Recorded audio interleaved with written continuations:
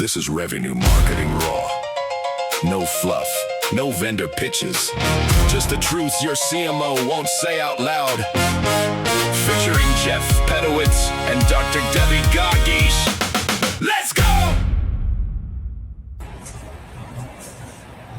We are live, we're raw. Hey Jeff, how are you doing today? I'm doing great. We are, we're coming up on a year of doing these. That's pretty amazing, and we still haven't run out of things to say. I'd be worried the day that you and I run out of things to say. We definitely have no shortage of opinions. Yes, we definitely have plenty of opinions. We also have plenty of facts, and we were talking about, as we always do, we were trying to figure out what we want to talk about beforehand, and we've covered a lot of topics in the last year. But one thing that we were going to bring up a few weeks ago that we wanted to talk about today is data and the fact that marketing's losing that battle. I'm not sure that they were ever winning it, but they're definitely losing it. Yeah, I think the really big issue is in the future who will own the customer record. And here's the one thing that we know: wherever data about the customer lives, if it doesn't live in marketing, marketing is treated as a second-class citizen about access to any data. They are always the second-class citizen gaining access to anything. So I think this could be a real issue. For years, because of marketing automation, marketing has had an overwhelming, extraordinarily rich set of data about the customer. And that data has helped them understand the customer. So moving forward, if they don't own the customer record, how will they know to work with the customer? And I think that the thing that spun this conversation up was the thing with Databricks and using agents. Using agents and kind of getting into the market with its own CDP. But we've seen this. I mean, the data lake, whether it's Snowflake or Azure or Salesforce Data Cloud, right, was supposed to solve this problem of aggregating all the data across the enterprise and providing you with one view of the customer. And okay, in some ways it has done that, but it's also put up new silos, because I can't think of a single customer where marketing owns that data lake or warehouse. I've yet to see, a CMO saying, "Oh, I've got a Snowflake person," right? Or I've got an Azure. It's always IT. Yeah. And so, as IT often does, it has a process. It has operational control, and marketing has to make a request for anything, to get a segment, to pull a list, to do anything. We were just kicking off yesterday with a new financial institution client. And we're like, well, how long does it take you to get the campaign? First response. Well, first we have to go make a request of IT to go get the segment. And that could take anywhere from a couple days to a couple weeks. So we're seeing this, in real time now, 2026. So it's going to get worse. Right? Because if Databricks is in so many different places, if these kinds of companies are going to be doing more to control the data, then how, to your point? But here perhaps is a difference, right? So what we're talking about, and again, I'm oversimplifying, we're talking about a data lake that uses agents, and the agents are all over the place, right? Yeah.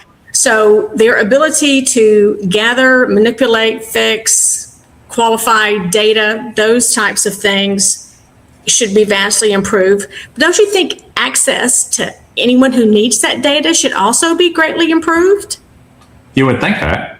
Yeah. So, look, if agents can help with enrichment, governance, compliance, sourcing, new segmentation, by all means, but if the governance model doesn't change with it. So if marketing now doesn't have its own pair of agents to go get the very things it needs, but it still has to follow the old process, it becomes worse, really, because you have this whole data lake of intelligence moving forward over here, and then you got the marketer back over here, right? So they can't get to the very thing that they need. Well, unless we're just thinking, maybe lake is no longer the best analogy for what we're talking about. Maybe it's something that is omnipresent ubiquitous. Okay. Everywhere. Maybe that's the role of the AI agents, is to make data, whether it be a customer record or any other kind of record, ubiquitous and instantly available to anyone in the organization that needs it. That's I know, true. from my lips to God's ears. I know. Oh, yeah, but I mean, what multiverse, right? Or you and I both love science fiction and stuff. It could be along those lines. Yeah. But I think it really does raise an interesting question. Okay, so you have the who owns the data question. Well, that's clear. Marketing definitely doesn't own the data. Mm-hmm. But does marketing still own the customer? Who owns the customer now in this world where agents and data? I got to tell you, I think that's one of the problems with the corporate America today. Nobody owns the customer. Nobody owns the customer top to bottom. You will have product marketers who will own a customer segment because they want to sell the hell out of their product. But if you take a look at most large companies, there is no single throat to choke when it comes to the customer. Everybody's got a different piece of the customer. And that's why even with all this technology, we're still doing the bombarding, the lack of understanding, and really not focusing on the singular needs of the customers that are out there. So you're right. I don't see anything in this new model that helps us say who owns the customer and who is really thinking about what the customer needs versus what the company needs, whether it be from marketing or sales or support or customer success, whoever that is. I don't see that. It's still an issue. It's and it's probably more an issue than ever before. And it creates a dichotomy, where we do live in this Amazon, Netflix streaming world. We want things right now the way we want them, but yet we can't seem to get the very thing that we've been conditioned to expect, right, from any vendor that we do business with. Right. And further, I think that, I forgot what I was going to say, but, I know what I was going to say. Further, if the technology organization in your company owns the data and they don't have a marketing lens, God knows what the data is going to look like, right? Because they have a different perspective and a different use. And again, marketing is not given the value that they deserve with the kind of data that they need. So you put that into someone else's hands who has a lot to do already with other folks to serve in the organization who have more pull than marketing. And I don't think that can necessarily be a good thing. But I do think the question of where will the customer data live? And again, marketing doesn't have all the customer data, but they have some of the richest customer data, right? So it really is about how can we think about these data lakes that now have agents so that we really can bring all the data together in one place in an always-on world where marketing can be making the best marketing decisions, sales can be making the best sales decisions, customer success, the executives, communications, everybody can be making those best decisions. Well, I think in an ideal world, the way that you and I would like to see it, agents do become the unifying layer, right? It brings these silos together. It should be able to help build bridges and intelligence between the different departments. But the technology by itself, even if it has the capability, without the strategy, the rules, the process behind it, isn't going to get there because there's no shared goal, right? There's no shared incentive. There's no way to. There's not this organizational impetus to create that change. I think the more we use technology for everything, the more we have to focus on the customer. And I think this is a great example, so that if and we've said it a million times, we've talked about customer journeys for as long as we have been in this business. And the power of the customer journey, so no matter what part of your organization is touching and interacting with that customer, making sure that's a cohesive journey from the customer's perspective is so important. So we are at risk of certain parts of the organization having more data faster or slower than other parts, and making that journey that much more discombobulated, right? So that collaboration, but the collaboration on the different groups in the company can only come through a customer lens. That is the only thing that will unify. And without that customer lens that goes from here down first, what are you doing with all this data, right? Well, your thing's faster, that's it. Yeah, I couldn't agree more, but I think another thing I think about is unintended consequences with licensing and control, right? So we're seeing this, it's kind of really funny just how we go in a full cycle with software and licensing. So if you remember, before there was SaaS and subscription, we either had an enterprise seat model, we had consumption. Cell phone carriers did the same thing. Like we were like in the 80s and 90s, we paid extra for data until they realized they could monetize the data, and we came back to subscription. Now we're getting to a point where this flat seat-based model in SaaS, when no one's logging in anymore, is going away. We're going back to consumption. Okay, so now I'm a marketer, and IT is controlling the consumption model related to data. So what if IT says, yeah, well, we don't want to pay more for consumption. We're going to cap our limit at some percentage per month.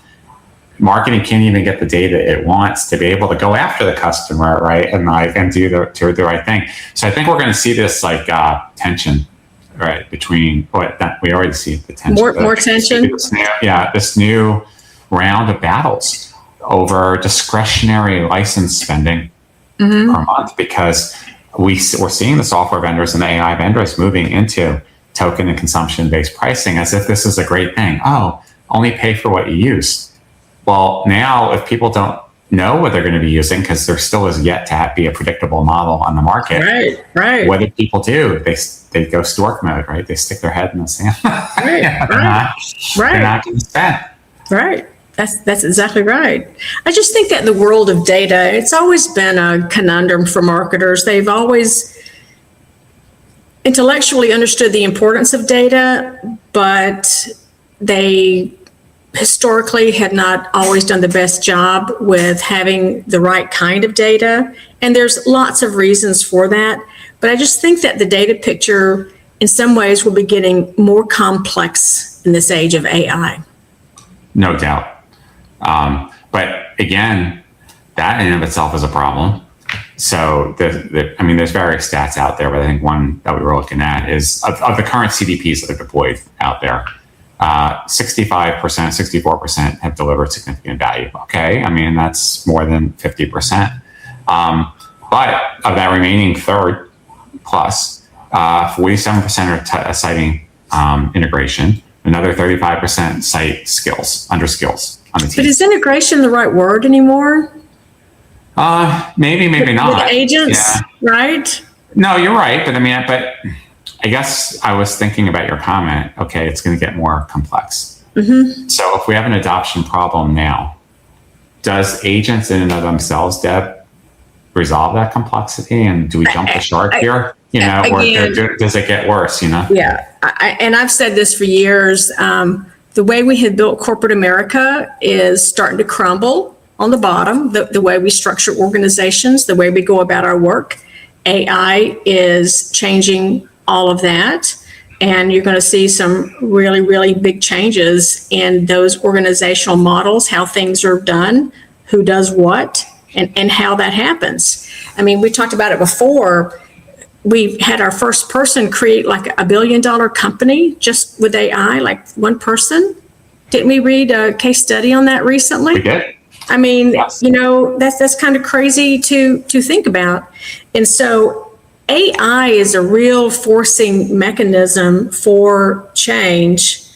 And in some ways, the more that change is forced, the more things stay the same. So I think really savvy CEOs are going to be looking at their organizations and think, wow, what really needs to be different here in this age of AI? It's not just data the way we've been talking about data. It's it's like, how do you pay for it? Who has access to it? But again, for me, it has to be through the lens of the customer. That is the only unifying factor for an organization. That's the only unifying factor for how all of this technology and all of this AI works together to benefit the organization. But even in light of that, though, right, I think when most people think about agents, and we were talking about integration, or maybe it's a different word, but agents are running with the systems that are already there with the data that's present.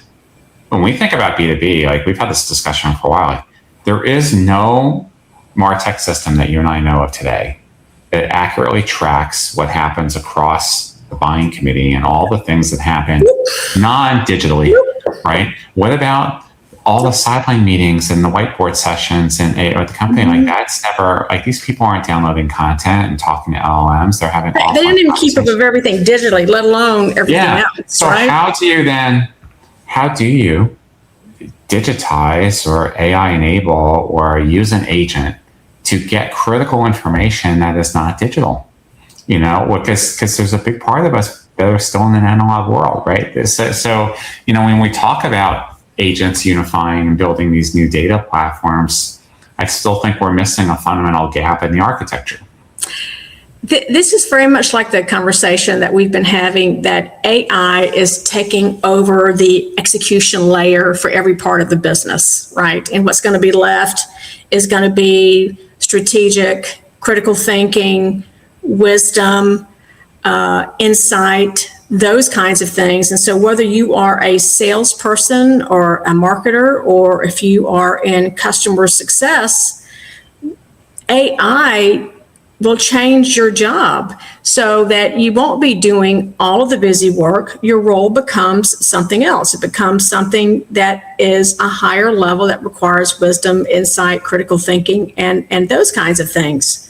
So, and we've talked about that change across the organizations for, quite some time now. And it changes organizations, it changes departments. But again, the lens for everything has to be through the customer. Again, the more technology we bring in-house, the more it has to be about the customer. And your organization from the top down has to have that holistic view, and then allow for those special views for like a specific product marketing role and those kinds of things. But without that top-down customer lens, what the hell are you doing with all of this data? You're going to spend a lot of money to have a lot of data, and you won't be optimizing the use of that data. And look, we've talked about it, we've advocated for it, we've spoken until we're blue in the face. We've seen so few companies actually truly take that mindset and drive it. So, Deb, what do you think it's going to take? Because we can keep preaching for the next 20 years. I know we will, but it's competition. It's always been what we call the ankle biters coming into your market and taking your market share away. Then the CEO gets let go. Some of the other executive members get let go. They bring in new leadership that hopefully is more in tune to the world that we are today. That's the way it's always been for business. And I think we're going to see in the next 5 years a huge tsunami of that kind of activity. Capitalism at its best. That's right. Okay. It's just the nature of man. All right. So companies get this right. They get customer first. They get data working. They get their multiverse going. What does good actually look like? Quantify it. What would be a checklist of a future state where they're using this data in an intelligent way? It's omnipresent.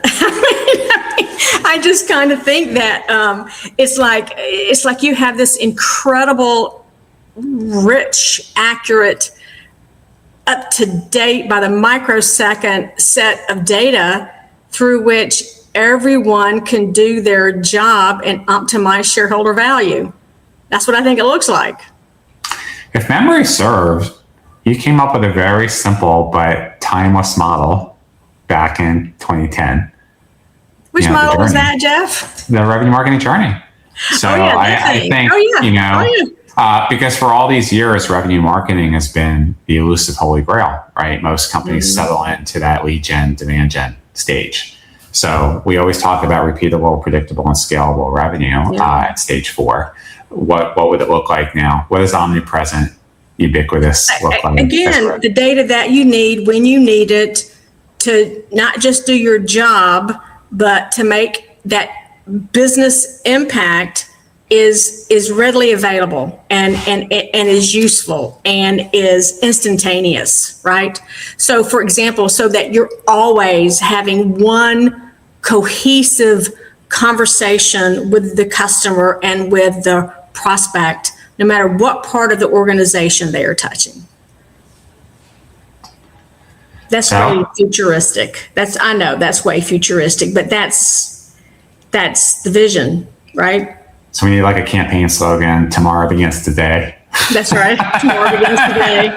Yeah, that's the direction that we're going. But, again, a lot of time, technology is such a forcing function to changing business. And we've both been in technology for many, many years, and we've seen it change companies, we've seen it change industries, we've seen it change the world. And I just think that in the world of AI that we have right now, we're just going to have the speed that no one is really expecting, and we're going to have some of the biggest sea changes that we've ever seen in corporate America. So buckle in.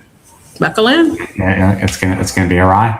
That's right. All right. Well, until next week, same bat time, same bat channel. All right. See you guys next week. Bye-bye.